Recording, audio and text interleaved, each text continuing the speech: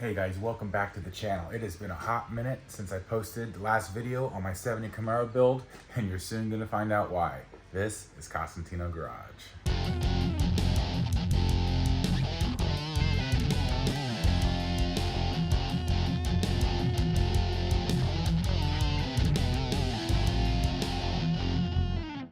Okay, since it's been a little bit, I'll probably give you a little fresh reminder of how the car looked last on my previous video.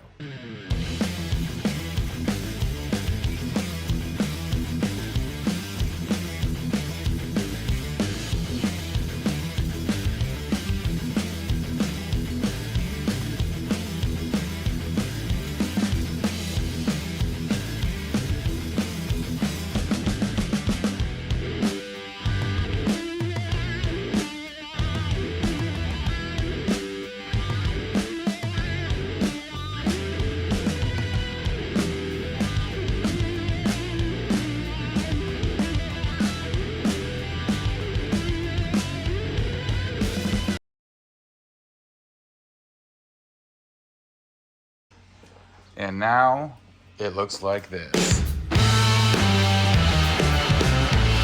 that crazy? Now let me show you how we got to this point.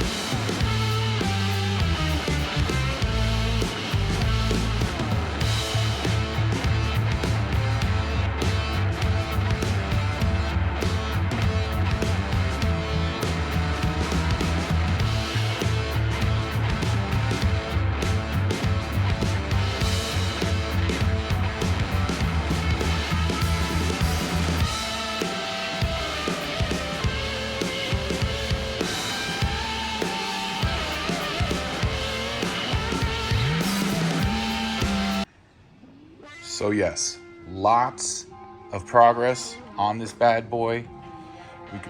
I'll give you a quick breakdown of how everything went, what's going on, what's inside.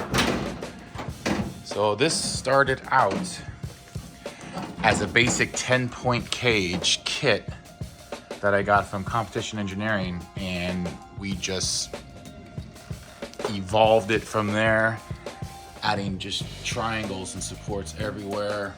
The back support, teed in with the 4-link frame, all this extra bracing, the halo with the support bar going across, forward bars, dash bar going across, and then the forward support bars going through the firewall on both sides. And I also wanted to have a lower X bar for the doors because, believe it or not, this is going to be a street car.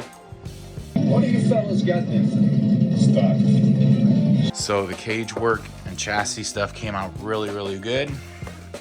As you can see, we got that fab 9-inch rear end in there with the quick performance center section. All the 4-link and suspensions all hooked up. I went the extra bit and hooked up anti-roll bar for this car. Just considering how narrow everything is. Don't want everything twisting.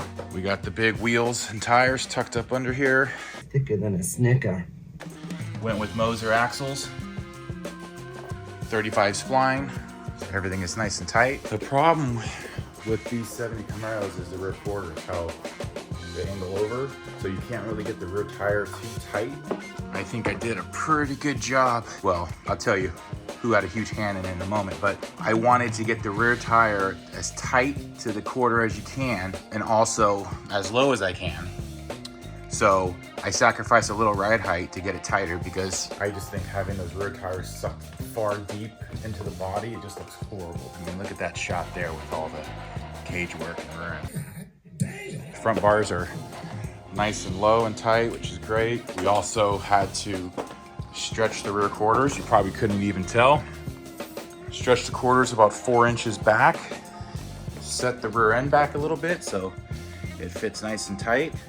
The little gap right here is a little bit bigger than there. That's because, you know, the front end is skied. Once we drop the front end down, it'll compensate for that, and it should be fairly even on both sides. Very busy. Look at these intersections. Everything's coming out really good. All the way down through the trunk. And the frame comes all the way across to here. You get a good glimpse of the rear end section here.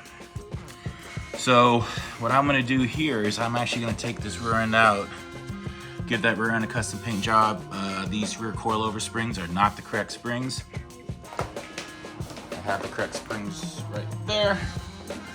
So we're gonna swap those out, beautify all the bracketry, the coilovers I'm gonna clean up, and get this thing all pretty.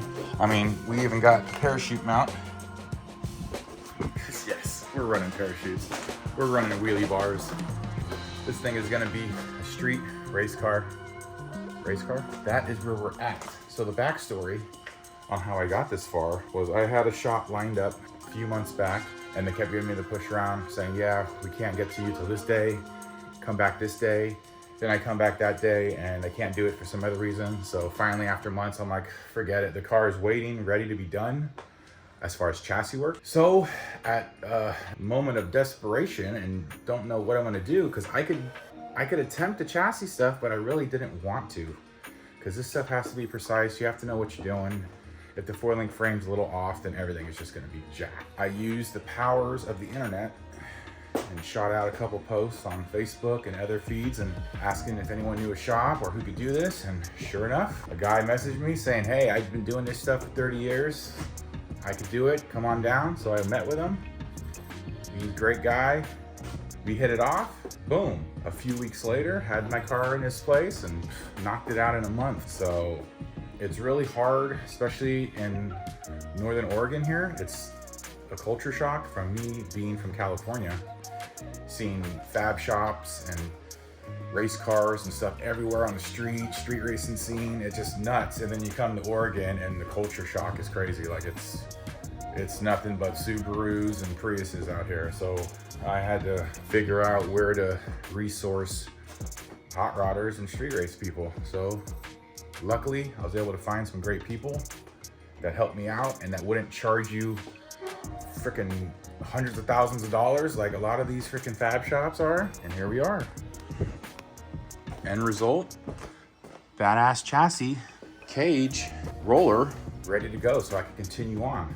So now I'm gonna order tin kits for the back, order fender wells or wheel tubs, and then I could continue on rocking and rolling. The only thing I didn't want to really attempt on this car was the chassis work stuff. So now that the chassis stuff is done, let's keep rocking and rolling.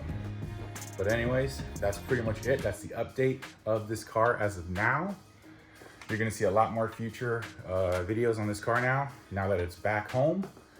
We're gonna start doing tin work, wheel tubs, finish up the flooring, and then who knows from there. You know, there's gonna be wiring, and we're gonna be mocking up the engine and transmission. This bad boy, we're gonna be throwing that in. A Turbo 400 is on the way, that's built. However, I do have the 400 that was in this car, so I'll probably just marry that to this for now, just for mock-up, so I can make sure everything is lined up. Then I can set up things like shifters and electrical and stuff like that, make sure everything lines up, because obviously you want to do all your drilling, cutting, grinding before, you know, paint and stuff. You know, and then of course, you know, I got cool gauge clusters, bunch of parts. So that all exciting stuff is going to be happening on this next video.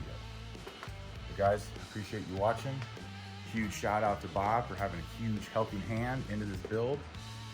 This is one of those dream come true deals on this type of build. I've always wanted to build a 70 Camaro this way. It's finally happening. So stay tuned for for the next update video on this badass ride. This is Costantino Garage.